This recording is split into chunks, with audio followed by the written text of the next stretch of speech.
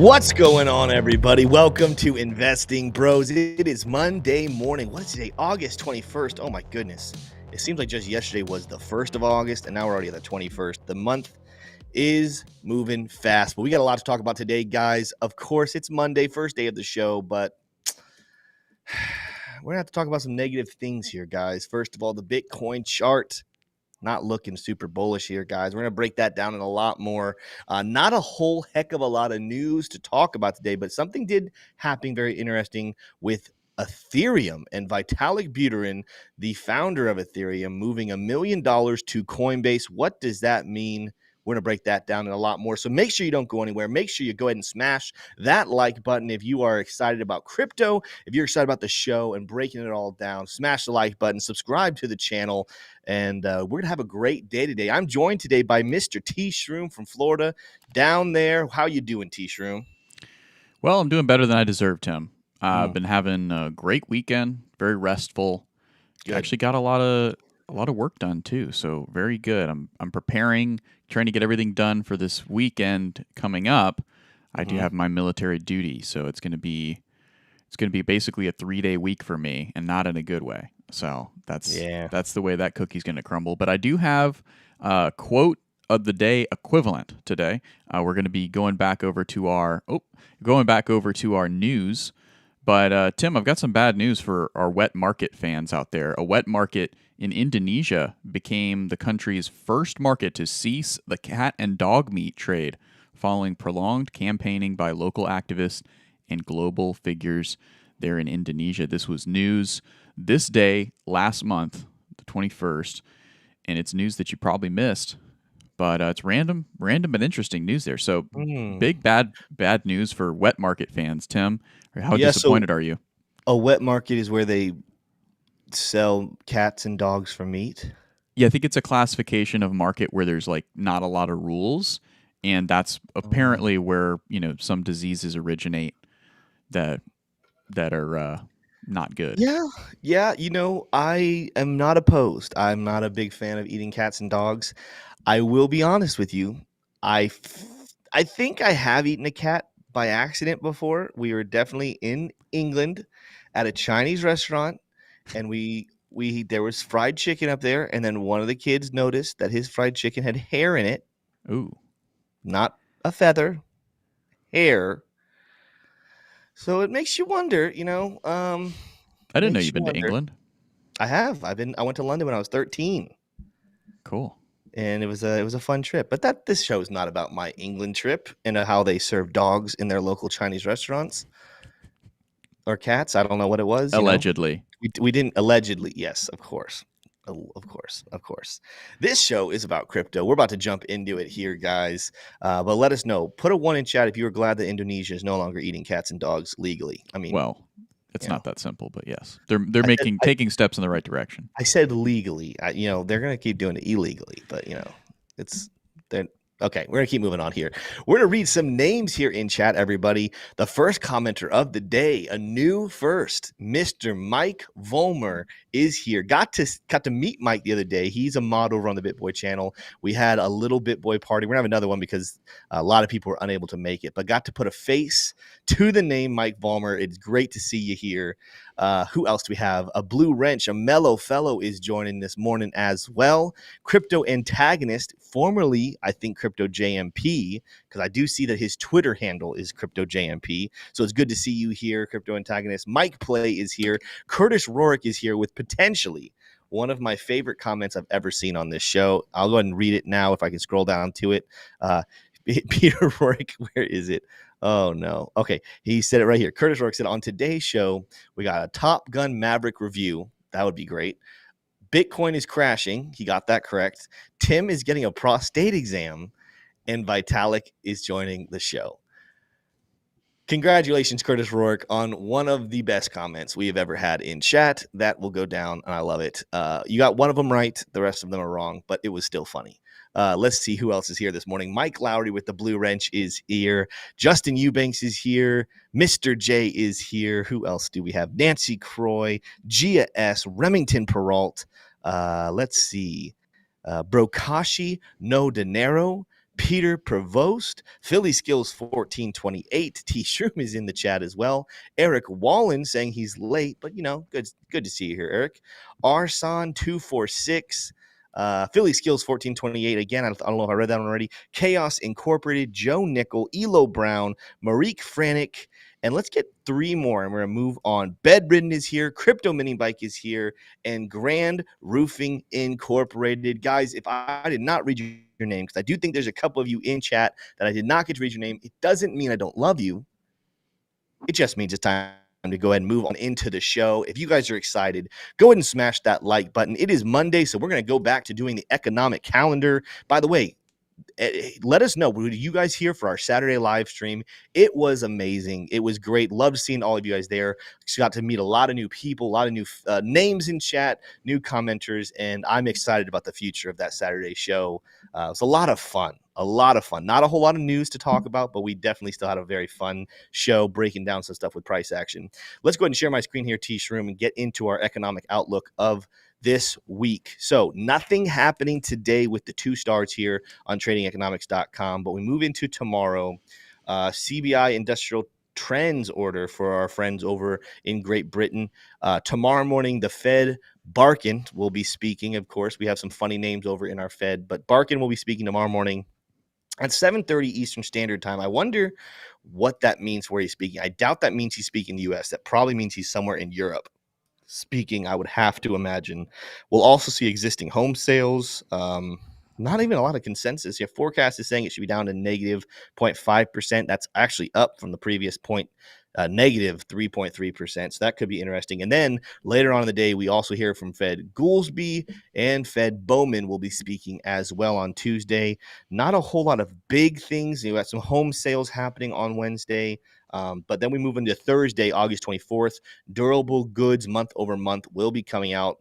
Durable goods orders. Exit transportation month over month will still be going on. And then Friday, we hear from Jerome Powell. Not while we're live, so we'll have to cover that on our Saturday show. But Jerome Powell will be speaking at 10:05 on Friday morning. So could be really interesting, especially we're watching right now. The charts kind of get a little crazy. I wonder if these Fed speeches are going to contribute to that a little bit more. Let's take a look at our liquidations here this morning.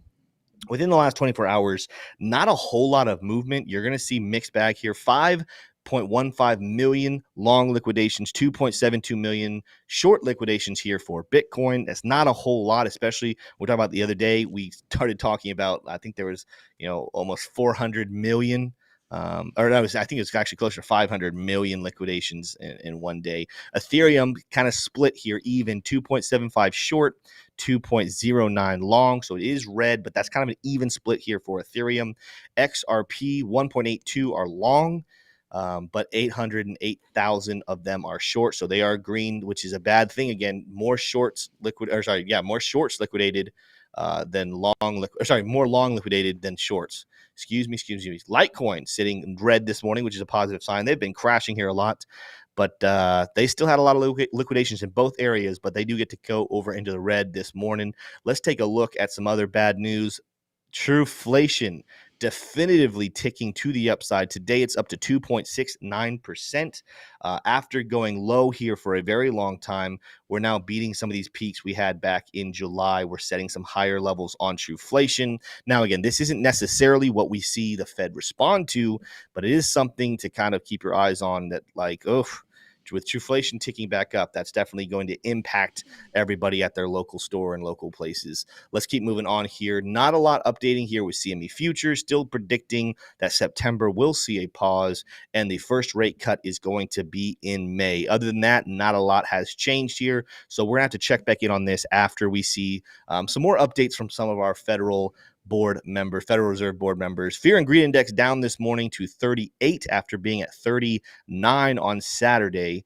It did get, so I guess, okay, because we didn't do a Sunday show, obviously, but it was 37 on Friday, and then it got up to 39 on Saturday. Yesterday, it ticked back down to 37, but then today it's up to 38. So kind of hovering in some nice fear. We did talk about that. That's a good thing when we're sitting with the Fear and Greed Index, because when you go out to our whole year, the last time we're at these same levels back in March, we were down closer towards that $20,000 level. So We're sitting a little bit higher in price action comparatively to that same fear ingredient index, but it's still one of those things. We're going to go look at the charts here in a little bit, and you're going to notice it's not all fun. Let's go look at our coin market cap open for the day. Not a whole lot of big moves necessarily, but a lot of red you're going to see here, even in Tether.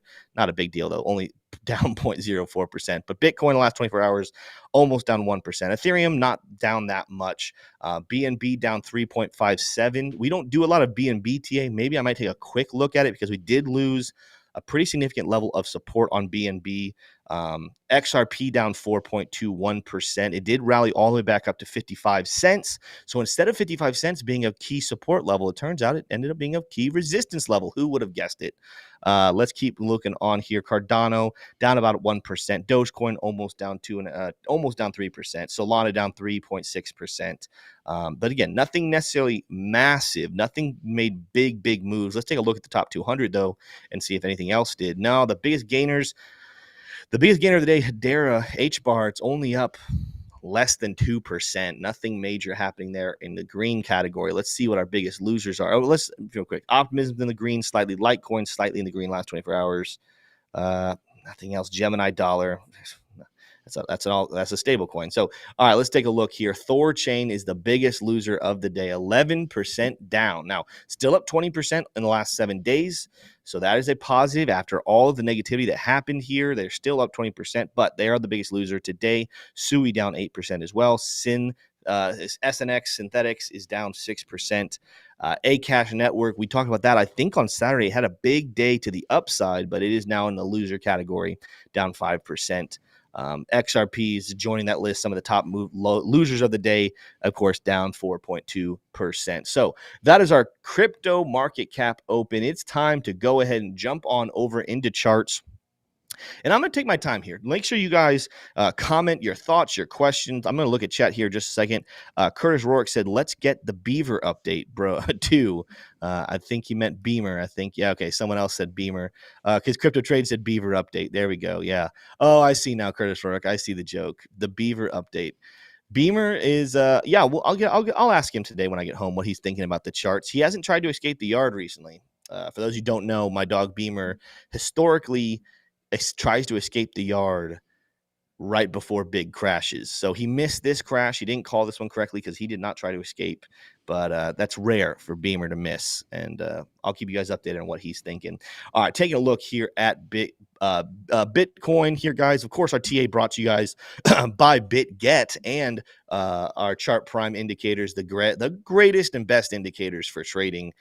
You make sure you go check out both of those with the link down below. You're going to see here on the daily chart, after hitting 25,200 here on the Coinbase chart, depending on what chart you're looking at, you might see wicks down to 24.7. I've seen some only down to 25, but I like to use Coinbase for the TA here. And we had a wick come almost perfectly to that level we talked about before, 25.2, technically 25.276 or something. But we wicked down right to that level, and we're not necessarily making a very strong case to the upside. In fact, when I go down to the 4-hour chart, you guys are going to see that after we got these nice triggers here, we had, look at our MVP oscillator, massive green, a lot of oversold green triangles. We hit the lowest we'd ever hit on an RSI on the 4-hour chart.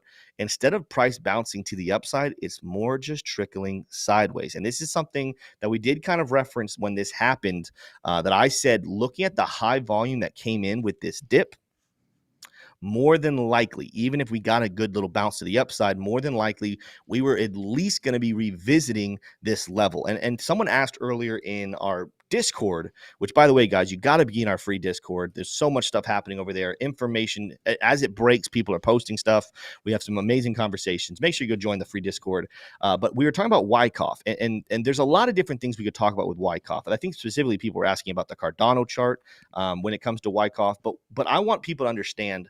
I'm going to refresh and make sure I'm up to date on everything because there's so much that Wyckoff teaches, but there's fundamentals. And one of the fundamentals that he talks about very heavily is how to read volume. And I'm not saying that this will never happen. I'm not saying that you never see a high volume bottom that doesn't call the bottom completely. But more often than not, we talked about this on Saturday as well, when we see the volume spike at either peaks or bottoms, that price is going to be revisited. It's when you see low volume bottoms that more often than not that the price is done at those levels. It doesn't mean it will never hit that level ever again, but we kind of ran through this situation. Look at all of the bottoms that we've had here more recently. If you look at the 4-hour chart, you're going to notice bottoms that were matched with high volume, bottoms that were matched with low volume, and then you see other volume come in. Like, for example, go back to this crash here, November. Look at these red histograms. Let me go ahead and zoom in for you guys.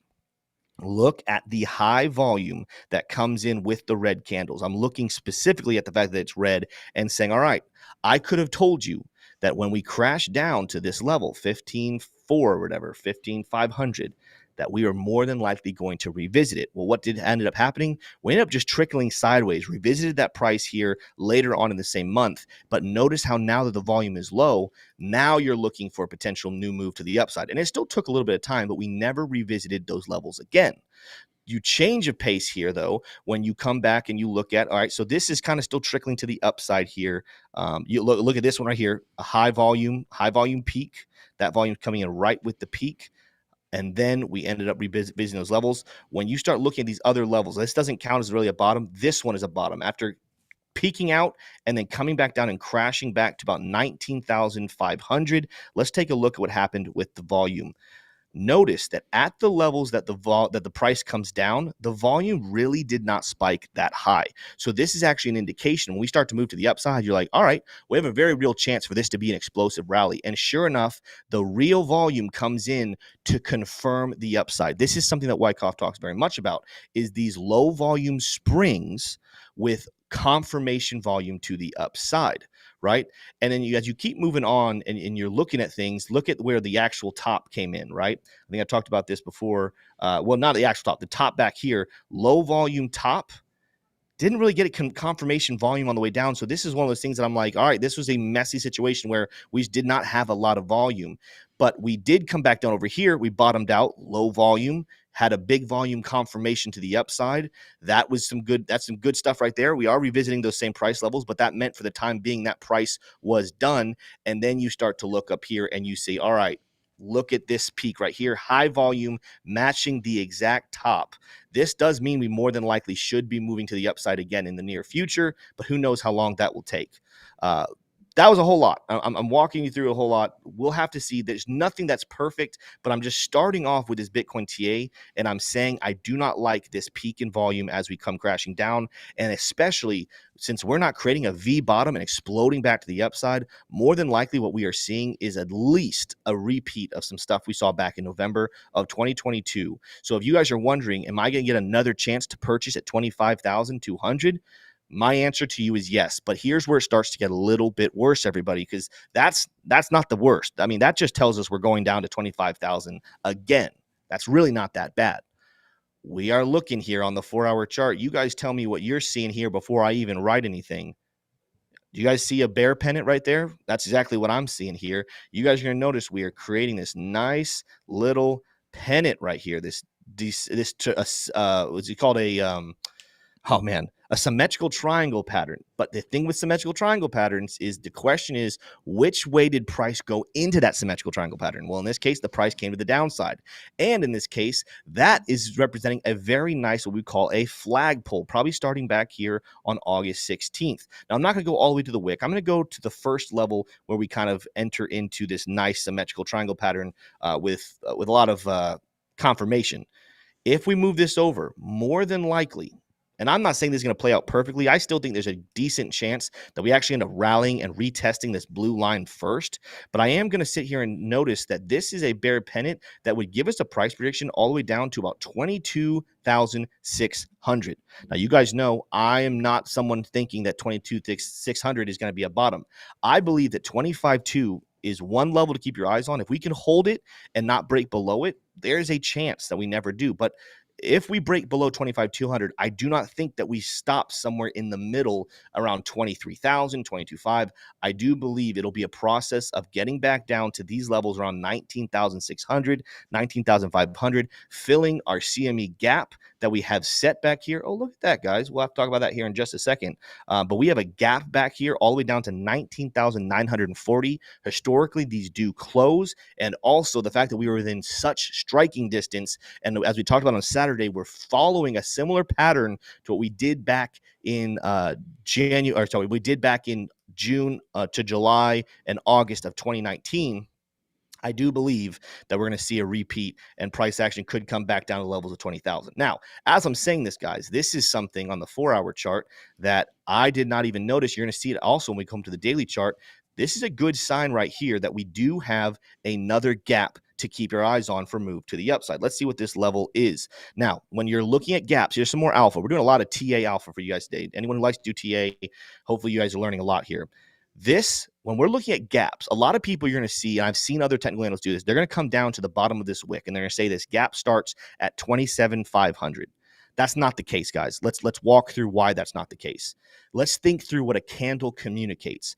If a red candle, the top of the body is the open, the bottom of the body is the close, and the wicks just represent where price went, where was the price at the end of the day back on Friday the 17th?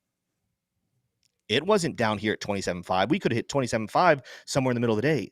The price that closed on Friday was 27,850. So when we're talking about the top of our zone for a gap, we're not looking at the wick because that wasn't the last price before this candle closed. The last price when this candle closed was all the way up here. Now we're talking about coming down here. And even though the day opened on Monday, this Monday opened at 26,490, it's looking like we've already filled up this much of the gap. So when we're talking about gaps, this is the gap right here. The closing candle that starts the gap, you're looking at the close. The next one, you're looking at where does the wick cover? Wicks can cover and fill gaps. You don't have to have candle body closes, but you do have to respond to candle body closes when it comes to the opening of the gap. And so what we're seeing right now is we have a new gap here for us to rally back up to around 27,800 to 27,000. Now, before you guys get too excited about this, the reason why you don't worry about this just yet is because that gap is going to get filled at some point because we're up into the right. I want you guys to take your look on. We have a lot of gaps below us. I don't think you're going to fill. I think this one more than likely can fill. But we got a lot of gaps above us as well that we're going to fill during the bull market. And we just added another one to it. Do we fill that here soon? Do we fill that here in a couple of months, in a year? I'm not sure, but Bitcoin is heading up and to the right. We will not always fill gaps to the bottom, but we will probably more than likely, unless Bitcoin dies, fill all the gaps to the upside. So that's something to definitely keep your eyes on. It is something when I'm looking at these price levels, I guess the top of that's 27.6. It is something I'm in the short term. You guys know I'm keeping my eyes on those levels. 27.6 is going to be somewhere right in here, right in this middle zone between two of my T-boxes I've drawn here. I think a very interesting price if the bulls gain control with Bitcoin would be to come back up and turn this rising level of support into resistance. I've even said this could get as high as 28,600. That would absolutely fill that gap. So keep your eyes on that if the bulls start to gain control. But in the shorter term, going back over here, this is not a good look, guys. We are watching potentially a big break to the downside happen, especially as we're starting to see things like trueflation tick back to the upside. We have a lot of Fed speeches coming out. We have to wait probably 4 to 6 months before we actually get some good news about Bitcoin ETFs.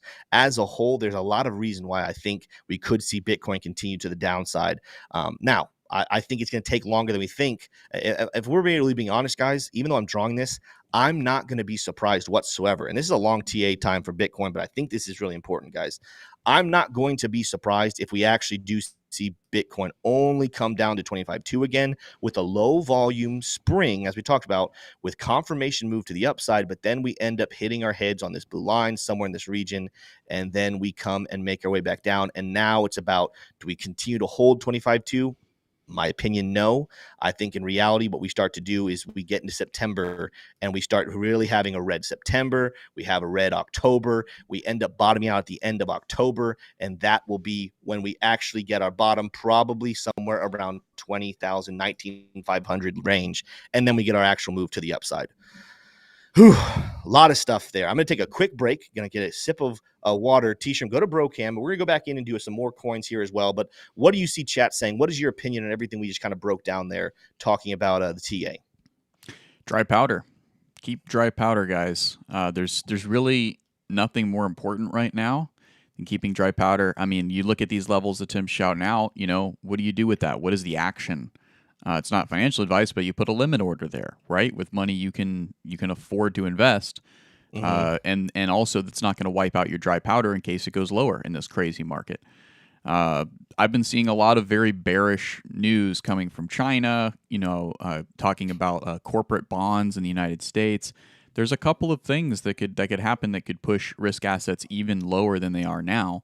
That doesn't mean that if there's a type of a liquidity event in China or here or somewhere else, that crypto prices couldn't buoy, right? Couldn't actually counter trade U.S. equities, but there's definitely some more bearish liquidity Yeah. events out there that could happen. So that's kind of what I'm thinking as I'm looking at the charts. I do see here Dylan Martinez just commented, you check out the Dixie. Let's do that, T-shirt. Let's share my screen again. There's a Do it. couple other coins I want to take a quick look at, but this is another point that's going to confirm some other things we do here. And by the way, guys, on this channel, I really want you to know I am going to do my very best to give you guys accurate price action, to help you guys know when to trade, how to trade. But if you guys watch my TA, I really hope that what the biggest takeaway for you is watching how I come to my conclusions so you can learn the TA and not what I'm coming to my conclusions, right? Everyone should be coming up with their own conclusions based off of their own evidence that they're able to do their research on. But I know I'm very aware that a lot of people are going to watch our videos and just trade based off of what I say. So I'm always striving to be the most honest, the most accurate, the most real I can be. And I'm not going to tell people what they want to hear. I'm going to tell people what they need to hear. And again, please continue to do your own research and think for yourself. But I'm very aware people end up just doing what I say. So I just want you guys to know that this is going to kind of a reinstruction of things I'm talking about. When you guys hear me talk about former support, former resistance levels being retested, this isn't a good example here of what's happening. The Dixie guys, after breaking out and we had this strong support level, a lot of us thought that we were going to be able to start some real bullish momentum. We broke this, we set a new low, and then the concept was, all right, watch, can we come back up and reuse this support as resistance? Well, guess what, guys? That did not happen. Rather, we ended up blasting through that support once again and came back down and used it as support, reestablishing that this is not a resistance level, this is a support level. Which, by the way, guys, long term, I'm still bearish on the Dixie. I still think the dollar is dying. But in the short term, we are watching a rise happen. Now, we had also developed a nice level of descending resistance here on the Dixie. So I was watching as the price went up. I was like, all right, are we going to end up closing and keeping this as resistance? Nope, we broke through. And even though this, I want to see how this continues. Take a look at what's happening as we are speaking. Let's even go to the 4-hour chart so you can get a better view of this. After kind of wrestling with this resistance level for a couple of days, we ended up breaking to the upside and coming back down and turning this former resistance level into support. So the Dixie at the moment, even though it's down right now, guys, back below 103, what we're actually seeing happen on the Dixie, what I would put into a bullish category, because it broke through resistance and now is just back testing to turn that resistance into support. That's what I'm kind of talking about when I'm looking here on Bitcoin, guys. When I'm talking about this blue line, take a look again. When you zoom out, let's go to the daily chart here for this.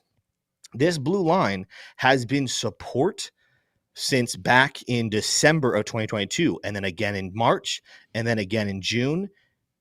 And then instead of holding, we slice through it like butter. Well, guess what happens when you do that, guys? Just like XRP. Do you guys remember when I said the XRP was going to 55 cents? Do you guys remember why I said XRP was going to 55 cents? It ended up doing a lot worse. But that 55-cent level was strong resistance that was sliced through like butter. And when the price was up here, I was the only one really saying this, guys. I said, when you see this happen, it has to be retested. Now, this is his own world, and we're probably going to get back to XRP here later on in the show, but we ended up breaking back through it again. And notice right now, after breaking through 55 cents, guess where we just rejected? 55 cents. These levels are significant, and TA works for a reason. Going back to Bitcoin, the reason why I think we could rally again up to that 28.3, fill that CME gap here very soon, that's around 27.6, is because when you break through support like this, you more often than not, in a bearish way, retest it, turn it into resistance, and then continue to the downside. That's why I told you guys, even though we're seeing a bear pattern right now, and that's something to keep your eyes on, it would make a lot of sense, and watch a lot of people get faked out here when the price starts rallying and they're convinced the bull market is back on, and then we touch this level and crash the downside. Now, if we get a support level, if we do something similar to what XRP did, but to the opposite, which I would be very surprised, but if we break back through it and come back down and turn it into support, all right, good. That's great. Good for Bitcoin. I'm not expecting that to happen, though. I am expecting that we will more than likely see a $20,000 price. I just don't think we're going straight down from right now. I think that 25.2 will hold in the short term. We might get a double bounce there, then get our rally to the blue line, and then we get our new crash to 20,000. That's how I'm kind of seeing this, and it's because we see this historically play out in technical analysis. This is what I'm talking about. Like, I'm hoping you guys are not just watching this and saying, all right, Tim's saying to buy at 25.2 and then sell at 28,000 and then buy at 20,000. That's not what Tim's saying. Tim's saying when you are doing technical analysis and you see support levels broken, watch for a retracement back up to them to turn them into resistance. And then when you see CME gaps, more often than not, CME gaps get filled. Start thinking about how you trade using those CME gaps. I'm not trying to teach you guys about Bitcoin price action. I'm trying to teach you guys about technical analysis and how you can make money using it. So hopefully that makes a whole lot of sense. Let's take a quick look here. Before we move on, we do have some conversations we're going to have here, but let's take a look at Cardano. Right now, this is one of the coins that it didn't have as significant of a drop as others did as well. We're having a small little rally here, but we're not moving anything significant. And the truth is, XRP, probably of all the coins that had big drops, had the biggest bounce back, going back up to that level. When it comes to Cardano, let's take a look at some oscillators. Let's take a look at some things. We really, on the daily chart, we got our oversold flash, did not really get significant buy action from the MVP oscillator. I'm sure we're going to see some on the 4-hour, just because that's going to be more sensitive. Let's see here. Let it load for just a second. Yeah, we got some here on the 4-hour for sure. And the truth is, it's actually a great signal. We got the bullish divergence, all those Christmas tree ornaments. Look at what would have happened if you had bought triggering this. You could have, even if you had taken a little bit of, if you had bought and then just reacted later, took some profit, you could have easily gotten a 5% to 7% profit on a trade like that. My point here, though, when we go back out to the longer time frames with Cardano, I think that we have a lot further to go to the downside. I saw someone in our Discord this morning say a different person they were watching who uses a lot of Wyckoff.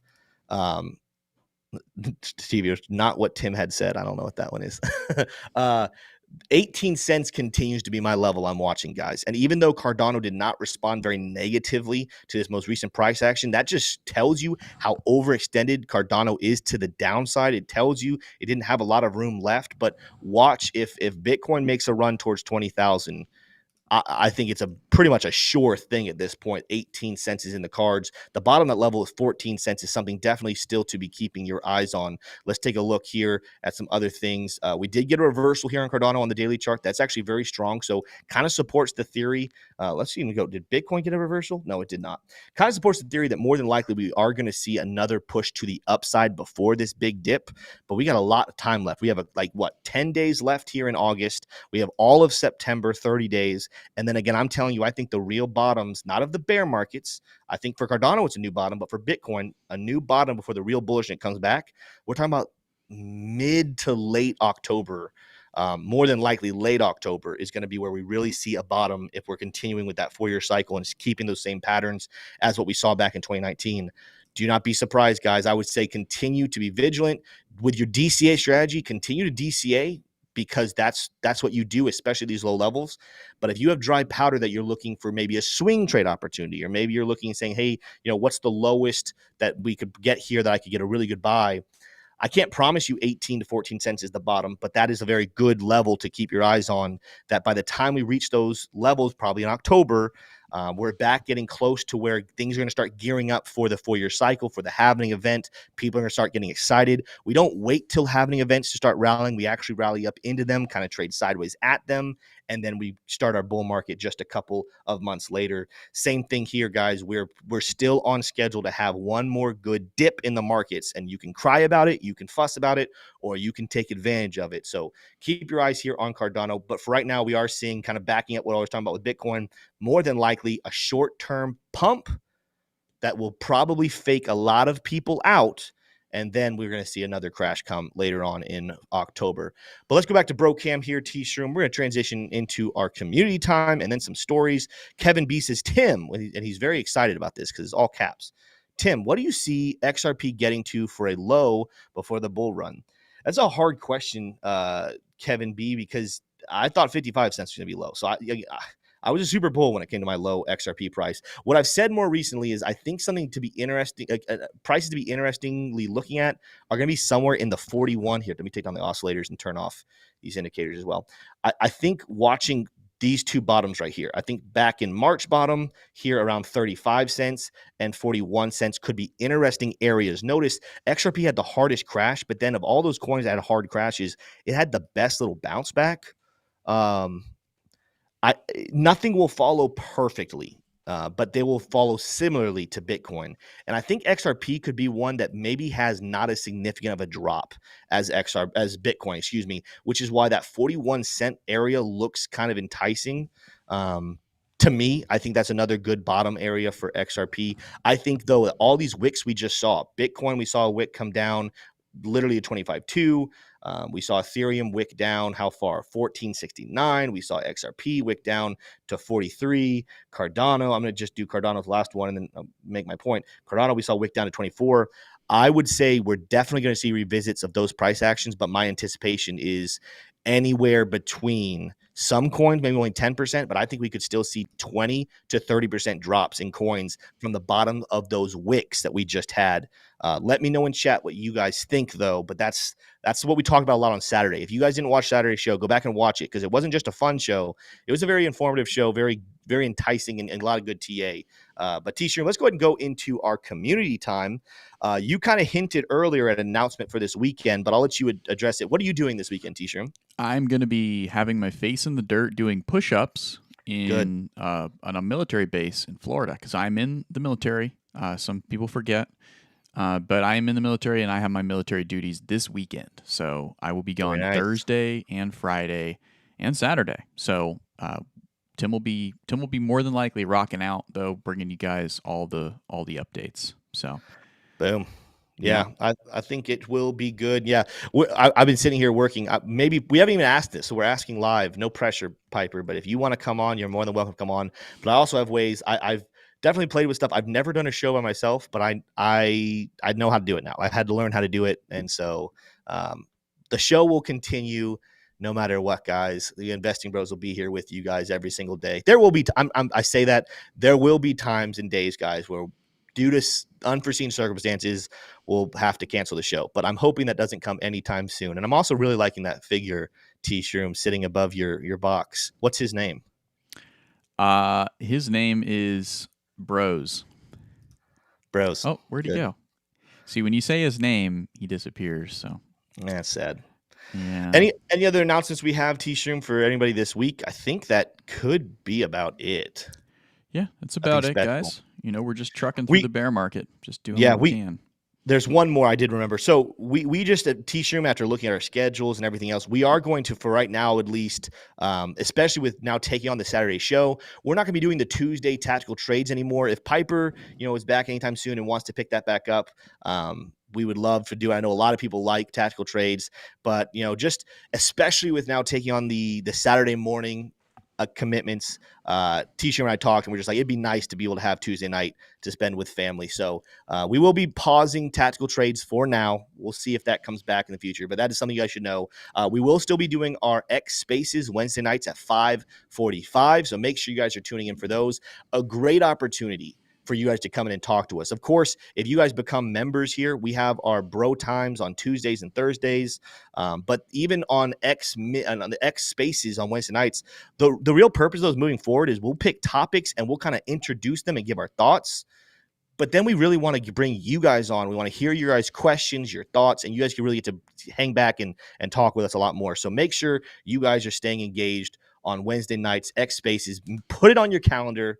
It's going to be big. But T-Shroom, with that said, it is now 9:39. We got about 20 minutes here left. We got a couple of topics to talk about here, though. What are some of the big headlines this morning, in a day that there's not necessarily a whole lot of them? Yeah, absolutely. Well, we've got Tesla roaring back, up 4% this morning. All of your mega cap tech stocks doing pretty well, all in the green at least. You are seeing that 10-year bond yield tick up above 4.3 there. So that's what a lot of folks are talking about in the macro right now, is how appealing those treasuries are, and how they could potentially bring the market lower. Gas is actually coming down a little bit. Oil this morning staying below $82 per barrel. But your indexes are coming in green, so that's looking pretty good this morning. The Nasdaq leading. Let's take a look at some of these stories, Tim. So Vitalik Buterin is stirring up market uncertainty with a $1 million Ethereum transfer to Coinbase. There he is, guys. Yeah. He's seen as the leader of Ethereum, and he absolutely is. I mean, he's a founder of it. So, but Tim, is this got you shaking in your boots, or is this something to kind of brush off and keep moving on?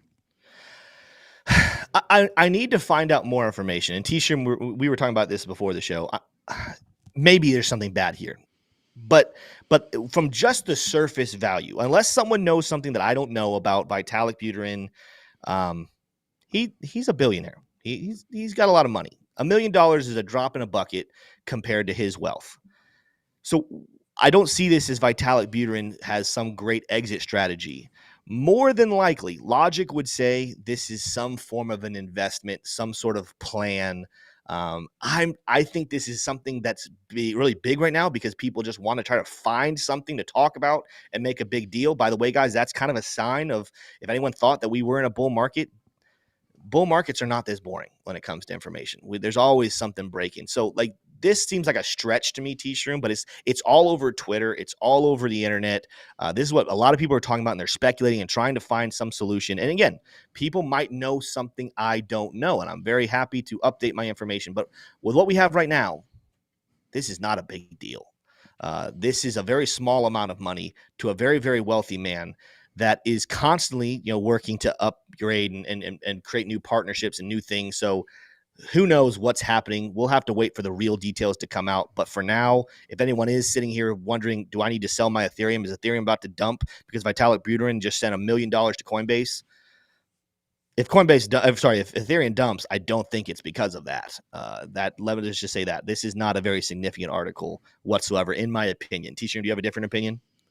No, I think you hit it from all angles there, so it's pretty good. Arsan says he's dumping to buy Solana. That would be funny. Yeah. Yeah. So okay, we can keep moving on though. Let us know in chat. What do you guys think though in chat? What are your thoughts about Vitalik? We might read some of those comments here in a second. Ethereum devs explain 0 to 1 moment that may let users run nodes on phones. The goal of Verkle trees is not to save space in a full node, but to allow users to run them without any state at all. Van Loom says, Van Loom being a developer over there at Ethereum, this is a 0 to 1 moment, could be pretty big. Another big headline is Russia says F-16s will escalate Ukraine war. Kiev says they will tip the balance in its favor. Tim, we've got a lot to talk about here. What are your thoughts on this? And I'll share mine as well in just a second. Yeah. So, by the way, this is a non-crypto story. It definitely has ripple. Everyone knows the Ukraine war has ripples into the entire finance world. It has ripples into economies. It has ripples into crypto because of that. This isn't a crypto story, but this is where I'm kind of getting at. Like, I think it's really easy. I've seen people very easily take sides of saying that they're pro sending money to Ukraine to defeat Russia in this. I've seen people be very anti and saying, why are we wasting U.S. taxpayer dollars? I had a conversation the other day with someone who actually was a Ukrainian citizen. They're here in the U.S. now, but they're from Ukraine. And you always have to remember that you have to see things from people's different viewpoints to understand it. So he was talking about, like, there's just no way Ukraine is still in this war if it was not for the billions of dollars the U.S. sends. And he's absolutely right, because there is a lot of aiding the Ukrainian army and military that is coming from the U.S. that if they did not have, they might have been overrun by now. Like, Russia might have already won this war if it wasn't for what U.S. is sending. So you have to see it from that perspective, from the perspective of someone who actually is Ukrainian and has family and friends that still are there. yes, like this is a beautiful thing, and you want to see that still happen. So that part of me, as T-Shirt and I are kind of talking about this morning before the show, we are not sympathetic to Russia. We do not believe that Putin was right in that war. We do think the whole thing is very tragic, but here's the real tragic nature of it. And the reason why, T-Shroom, I'm anti the heavy spending, but I think there's a different solution is really right now, we see wealthy oligarchies in Russia attacking wealthy oligarchies in Ukraine. And then you have wealthy American oligarchies that are sending money to wealthy Ukrainian oligarchies. This money, while some of it is going towards weapons to helping the people, there's evidence to say that a lot of this money is actually hush money and shush money. And then let's let the Ukrainian elites continue to live luxurious lives. I've just seen some videos that are pretty disturbing. What's really sad here is that there are everyday normal people in Ukraine who are suffering and struggling. There are everyday people in Russia that are suffering and struggling. There are everyday people in the United States that are suffering and struggling, that U.S. tax dollars could do a lot more to fix this thing. The truth is, my personal belief is this entire war is very sad, but the sadness is that people are dying. And I firmly believe that there is a diplomatic solution to this war, that I'm not going to get into the details of it, but I believe that there are people in the United States who do not want to do that type of diplomacy because it could expose certain things. I believe that this is a rich man's war that they're charging the everyday normal man and hurting the everyday normal man in 3 different countries. And it's really, really sad to see. That's my thought. My feelings and heart goes out to the people of Ukraine. But from a logistical, logical standpoint, it's wrong to take the taxes of the everyday American to simply give to the elite Ukrainians when you see so many disasters and things happening inside the United States. I mean, when have we just saw everything that happened with Hawaii. There's been storms happening all across the country, fires, not just in Hawaii. There's still fires spread out throughout almost the entire western part of the United States. And we're not spending a lot of money on those. We're not spending money on the massive amount of homelessness and drug problems that are still happening in this country. It's one of those things, like, I feel for Ukrainians, but is that sense of like a country cannot help other countries well when they're struggling themselves. Just like a lifeguard. A lifeguard is told, you're supposed to save people's lives, but if your life becomes in danger, you have to put your life first, because if you die, you can't help anyone. Well, in the same way, I'm all about the United States helping other people. I'm not other countries. I'm not against the United States helping other countries. That's a weird situation that happens there. But what I am against is when the United States is struggling and the people of the United States are struggling immensely, when they take the dollars of those screaming people and those hurt people to go give to other elitists. That's what I do have a problem with. I am against the billions and trillions of dollars that are being sent to Ukraine, but that doesn't mean that I'm not sympathetic and heartbroken for the people of Ukraine. I absolutely am. And that's why we need someone who will actually do what will solve this and go in and have diplomatic conversations between the 3 countries and come to a peace treaty that will stop people losing their lives. Yeah, that's a pretty good take. I think you covered it pretty comprehensively there. There's been some developments in the trading world, which is something that we cover quite a bit, but the actual trading platform that you get, that you may even use, and that is a sponsor of this show, they've had some pretty big developments. So that's BitGet, and they're making mandatory ID KYC verification for users. We saw a little bit of this mentioned in the chat even this morning, but here it is, guys. September 1st, new users who sign up should have to do level 1 KYC, and then users who sign up before September 1st must complete level 1 KYC before October 1st. So they're making you do KYC. And then the question becomes, will you be able to even use this in the United States to leverage trade, right? And that's, I have to say, it's kind of uncertain. You're more than likely going to have a more difficult time if you're in states like New York or different areas of the country that have stronger or more strict licensing and more strict restrictions on what you can and can't use in their state.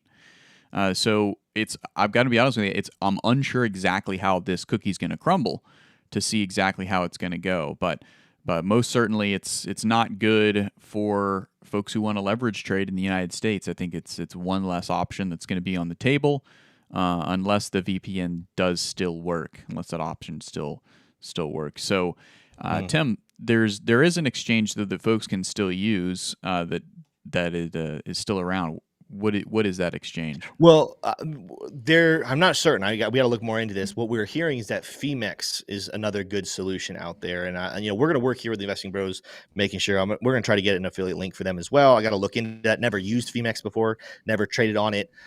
This is a blow. I mean, with BitGet, that's where not that I do a whole heck of a lot of leverage trading, and even when I do leverage trading, I'm still a conservative trader. I don't try to do 20x, 30x, 50x. I think my most aggressive ones recently have been like 8x at the most. And I don't trade even when I do ones like that. I just like if I go up in my amount of leverage, I go down in my amount of money I'm willing to risk on that. So Femex is one that I've definitely heard a lot. Someone's saying thoughts on MEXC. Kevin B says thoughts on MEXC.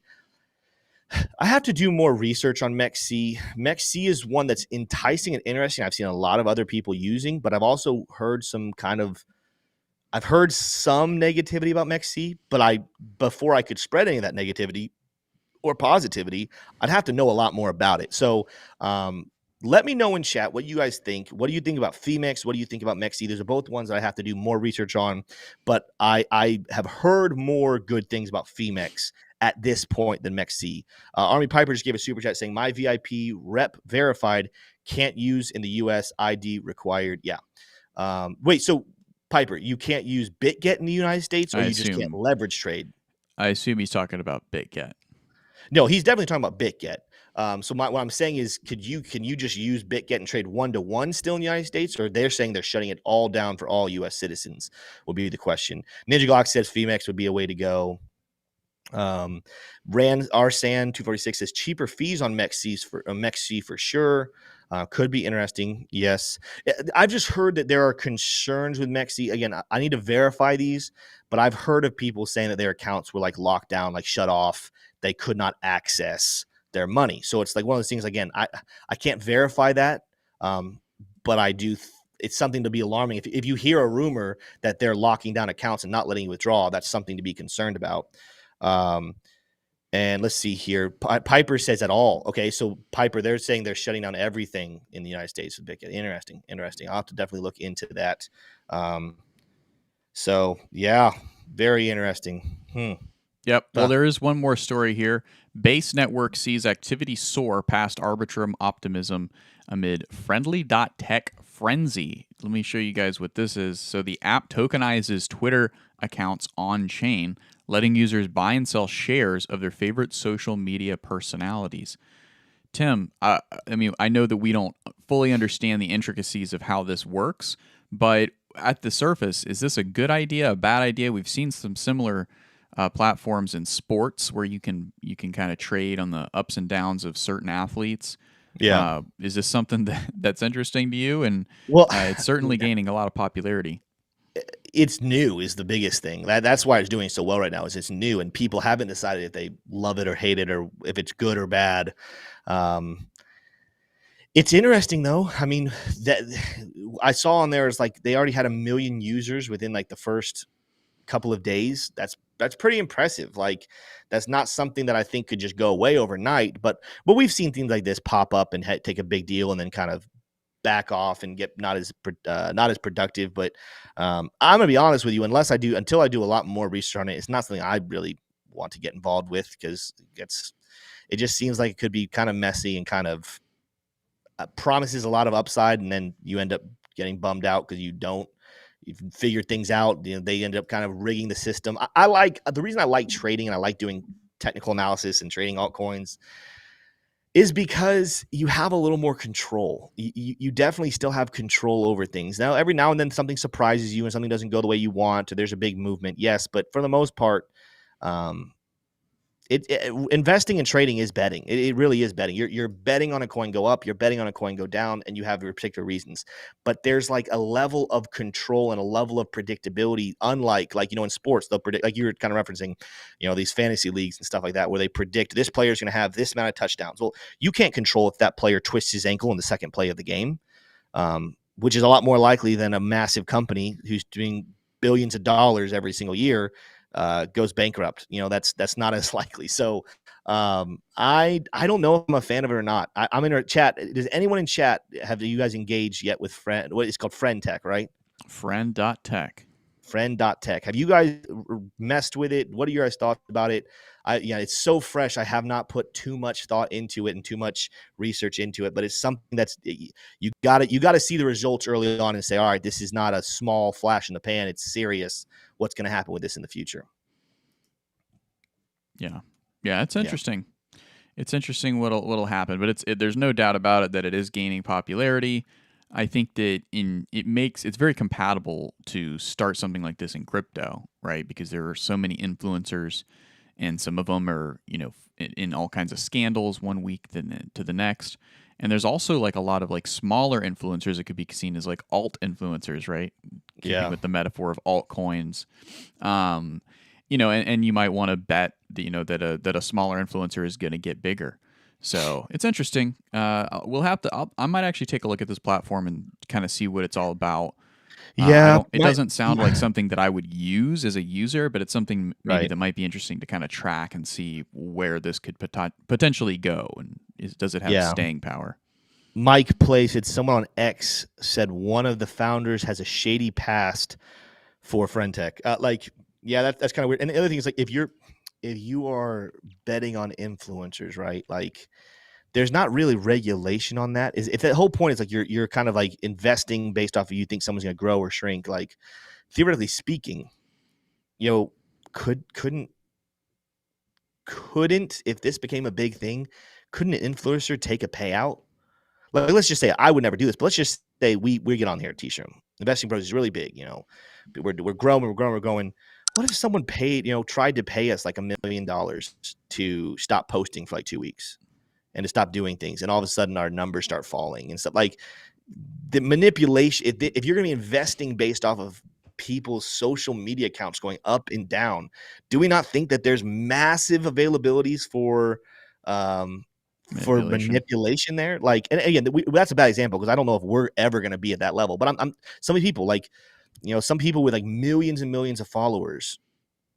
You don't think that someone who wants to short their brand could just pay them a sum and say, hey, stop posting for the next couple of weeks and let's crash your brand, pay you off, and then have you rebound? Like, it's just, I think there's too much that could go wrong with that. My initial reaction is this is a scary, weird thing, but I'd have to look more into it. Maybe there's ways of curbing that. I don't know. I have no idea.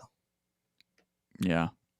Well, it's definitely interesting, and I would imagine that things like this are gonna come and go. It doesn't seem like something that's gonna be the next Twitter or the next Ethereum. Like, it seems like kind of a fly by night type of thing, but right now it's all headlines all over the place. So we shall see how that all pans out. But Tim, are you thinking of buying anything coming up this week, or you kind of holding off and trying to keep your powder dry? Yeah, no, I mean, so you guys know I got to tell you guys, my wife let me invest a lot more money in crypto. So I took she let me take 5,000. I asked for 2,000. She gave me 5. She's great. I spent 3 of it on those very low levels. I acquired more XRP and Matic because I didn't like where my levels were there. So I spent pretty much all 3,000 split between those two. I still have 2,000 sitting on the sideline that I'm going to probably spend a little bit more if we get another good dip. Like, I'm done buying Bitcoin for right now, so I'm not buying Bitcoin in terms of my long-term holding, but I'm going to be using the Bitcoin chart to kind of determine when I want to purchase other coins. So if Bitcoin gets to 25.2 again, I might deploy another couple $100 into some other projects.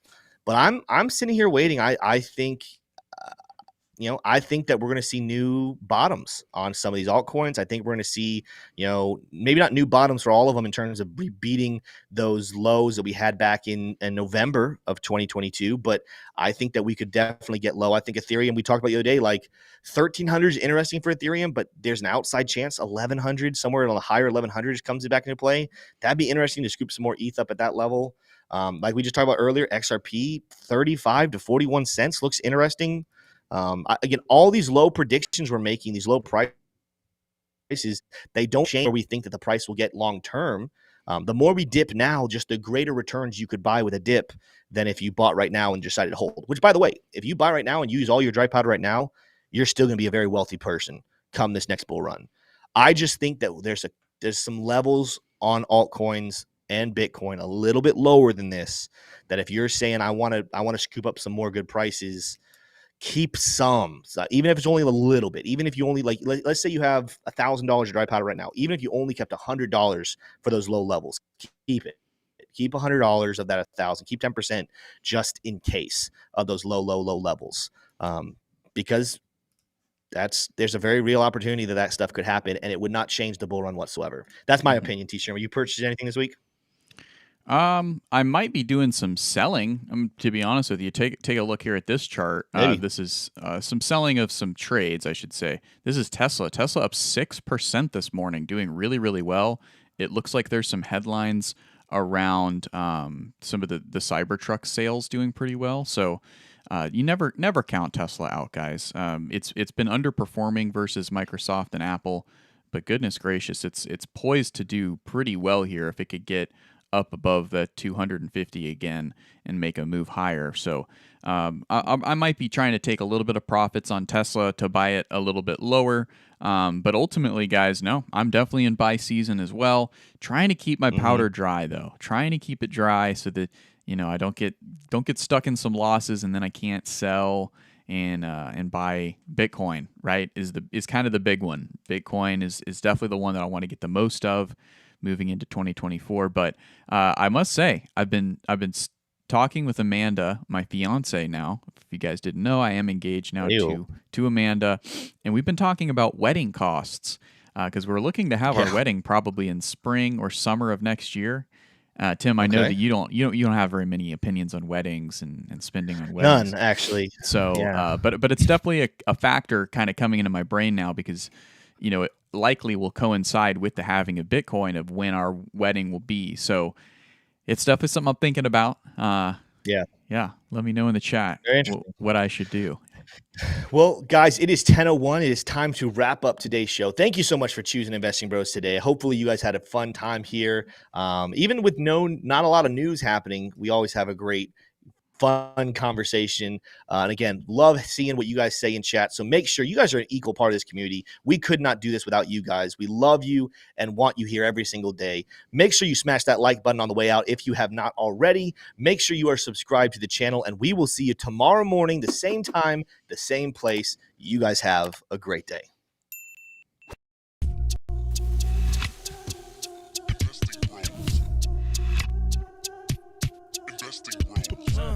Trying to make paper, turn that better to cake. Money like Lego, connect the dots that bank. We are investing bros. We are investing bros. Army pipe, lethal on trade. Entries and exits, worthy of praise. Tim, the professor of the TA. Shout it out loud on the PA. T-Shrooms News got the word, doing better than what he deserves. Beamer, leave no evidence. Soon fly coop with his dividend. Trying to make paper, turn that better to cake. Money like Lego, connect the dots that bank. We are investing bros. We are investing bros. Investing bros. Investing bros. Investing bros. Investing bros. Investing bros.